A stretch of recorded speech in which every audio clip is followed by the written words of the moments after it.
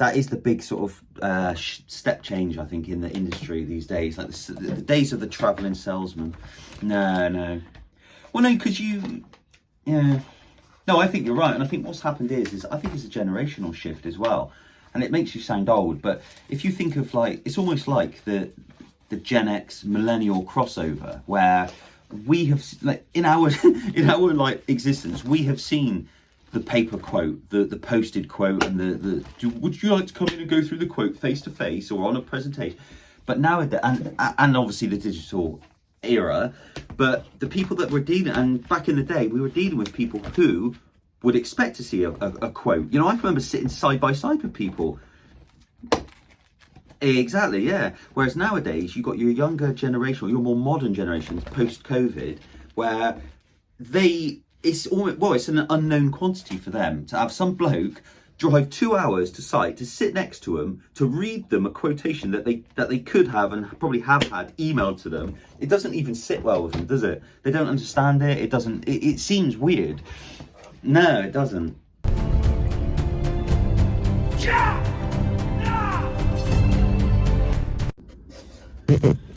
Oh, I got on such a roll with that one.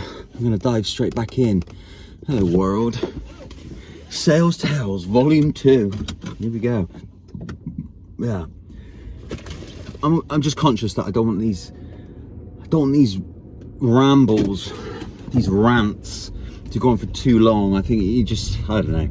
For some reason I just aim for 10 minutes. I mean, that was actually my journey, so, and just sort of nip it in the bud there, because there's one thing to listen to some absolute randomer talk shit, you know, but then there's another thing to have that absolute randomer just never shut up. So that's where I was. But no, I think my previous video, I was talking about just how things have changed. Again, fucking changed. But in terms of like what I've noticed in my role, but I think how the world has changed in many ways. Like COVID, obviously, is a whole other topic in itself, and don't get me wrong, I'll probably dabble on that at some point. I don't want to get myself deplatformed just yet, but I'll get on to that. But in terms of how it affected my industry, or certainly the industry that I'm in and my role, you know, the whole visiting of people was a game changer. And I mean, it was at the time, and it was, you know, it affected the stuff in the first instance, obviously. Ugh. You know, not being able to go and see people, trying to get trust, like I said in the last video, gain people's trust over the phone, over Teams and over email, which was one thing. But also, there are actually spicy balls. But it certainly changed what was deemed as being acceptable afterwards. I don't think it's ever recovered. I mean, the whole people working from home malarkey was a thing, and then now it looks like it's going back. Companies want people in the office nowadays, it seems. But yeah, so I remember during the whole COVID thing, I remember going doing a visit to someone in the reception, and in the reception I got accosted by someone who said it was like I turned up, it was like I was a bank robber or something. I got literally shifted, shooed off of sight, as if I had the bubonic plague. It was wild. Fucking hell. I almost went to the side of it.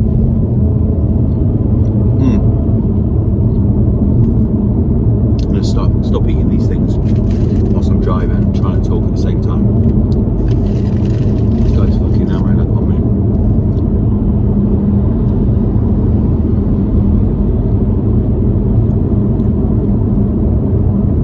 I'm not convinced that's fucking chicken.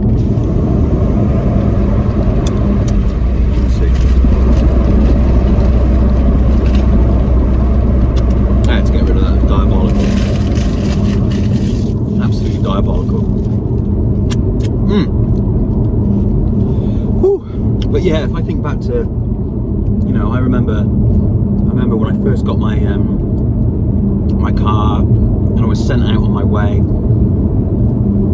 I got given a TomTom off of my manager at the time, and the crafty fuck, I know what he'd done.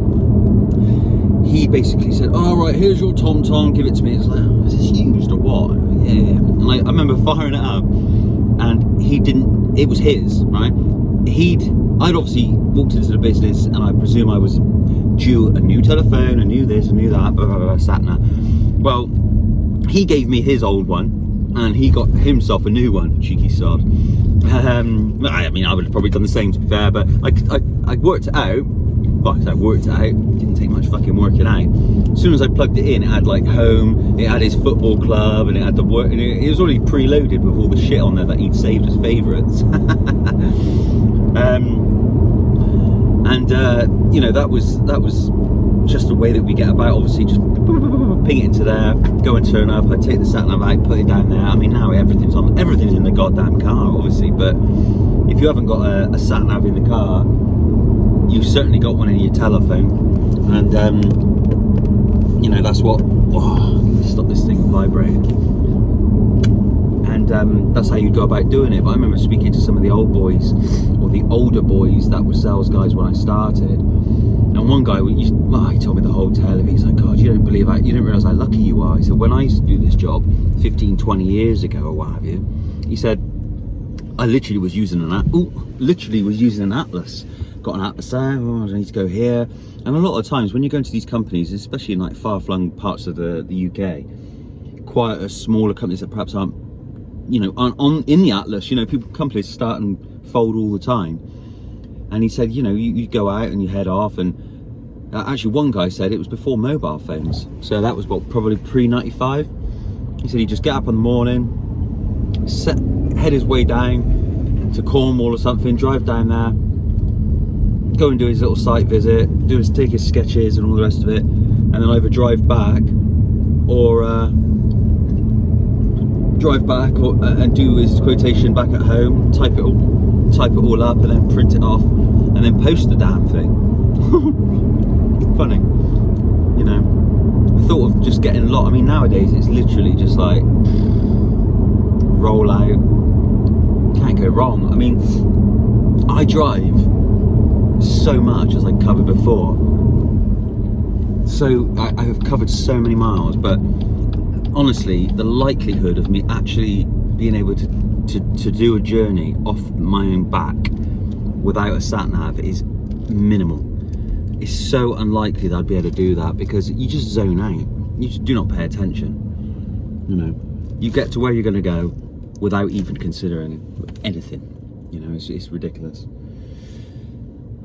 But yeah, sales techniques. I'll be interested to see how it is in 10 years time, because if people only want to deal with hard and fast facts and figures, for example,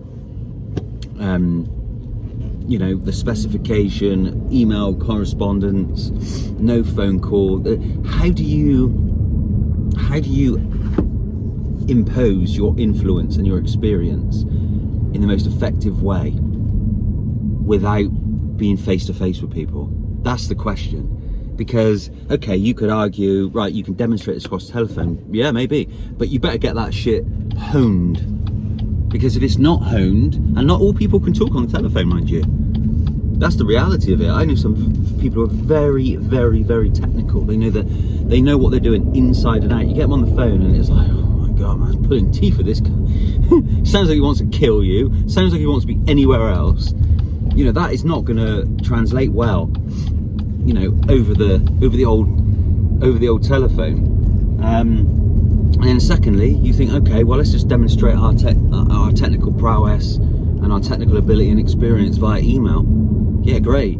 Again, if you can't type, but I think that's not even the issue these days. It's not whether you can't, because, you know, 5 years ago that was a problem. If you couldn't communicate effectively via an email and have a well punctuated, you know, correct grammar, you know, email structure sent on to someone, that was a problem. But nowadays it's inexcusable because anyone can use ChatGPT and they can word a basic, perfectly constructed email. You know, hell, I even do it myself. I'm not being funny. You know, I try to keep it as personal as possible when I do it, and I'd like to think, although I've gotten very well tuned now to be able to see when someone's ChatGPT'd an email, I think you can just tell.